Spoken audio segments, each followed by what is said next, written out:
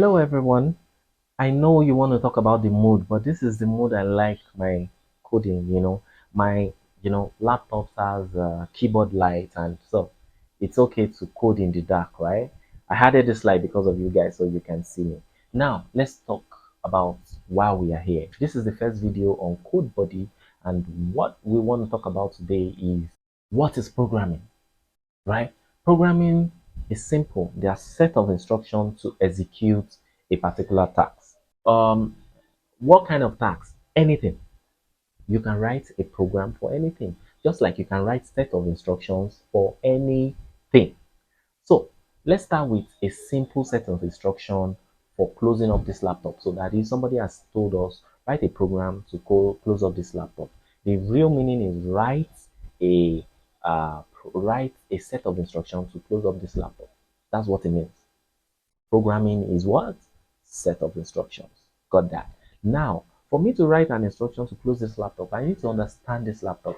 See, one thing you need to understand with programming is that police will come to you and say, build us a program that does this, this, this. Financial crimes will come to you and say, build us this, this, this, this.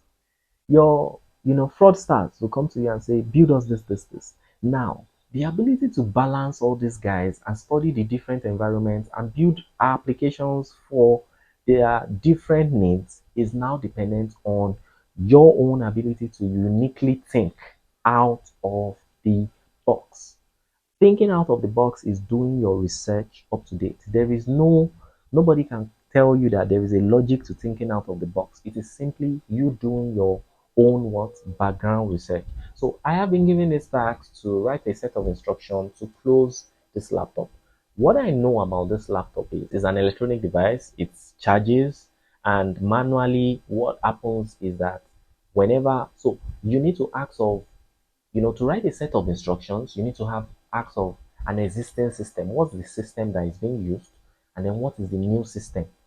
And then your new system should be able to be better than existing system. So now questions like, oh, what is the existing system that is used to close this laptop? It's simple. All you need to do is bring this down and it's closed.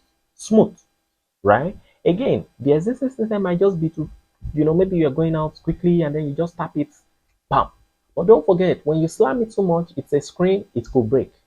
That existing system is flawed because of that, right? So we want a system that even if you close the laptop, right, there is a speed restriction and it cannot go beyond that speed because it's a system. There are set of instructions.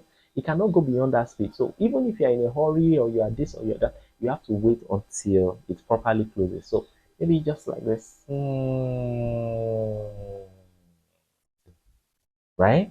Or you want to write your own code and then you move it so fast, boom, and then close it down. So depends on you. So for me right now, how do I solve this problem of writing, a program to close this laptop? I know it's an electronic device, it uses battery. What do I know about the screen? I know it has two sections, which is the hinge, right? Is that it has hinges, one here on this side, one on this side, right? And then when I the existing system is that when I close it, right, it is smooth. So all I want to do right now is I need an electric motor, right? And then I need to pass power to that electric motor. Now, when let's say I have access to electric motor and I had it, when I power on the electric motor, electric motor gives me, it rotates at a fast speed and then it just closes the laptop and slams the screen on the base. Then the screen is cracked. So that is where I need some set of instruction computerized, yeah, to control the speed of the electric motor.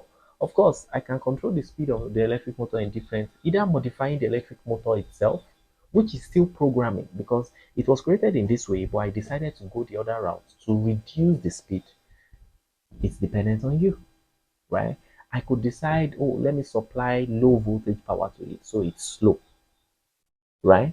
I could decide, let me write a actual program that will, monitor the speed of the what's it called of the electric motor in relation to this the screen, the speed of the screen, right? And then I could decide to advance it and say, I want to place a sensor on the base such that by the time I place a sensor on the base, I place a sensor on the screen, by the time I programmatically calculate the distance between this point and this point, and it gets closer and closer, I continue to reduce the speed of the what?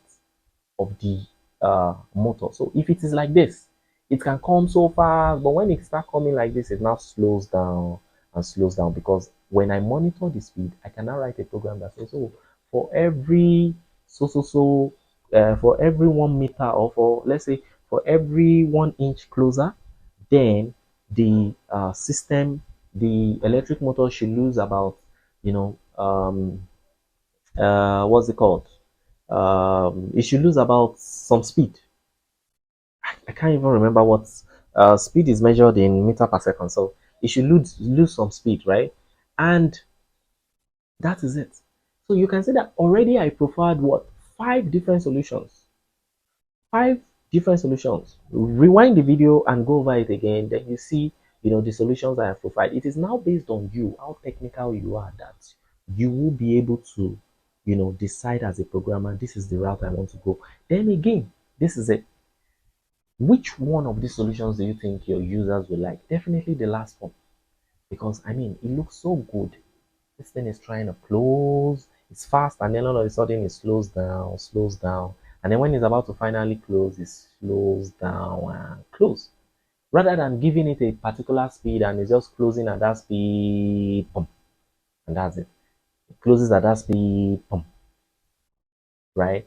This, don't forget that the electric motor is also a moving part and it will wear out over time, right? The system that would maintain the electric motor most would be that system that closes, it monitors the speed and closes it less, because it will do lesser work compared to other systems that are always just rotating, and until it closes, then that's it. Now, don't forget that one thing that I already see, and maybe because I'm a programmer, I already see a fault, a problem with that mechanism, right? Is the fact that if you don't use sensors here, you won't experience it with the sensor, solution.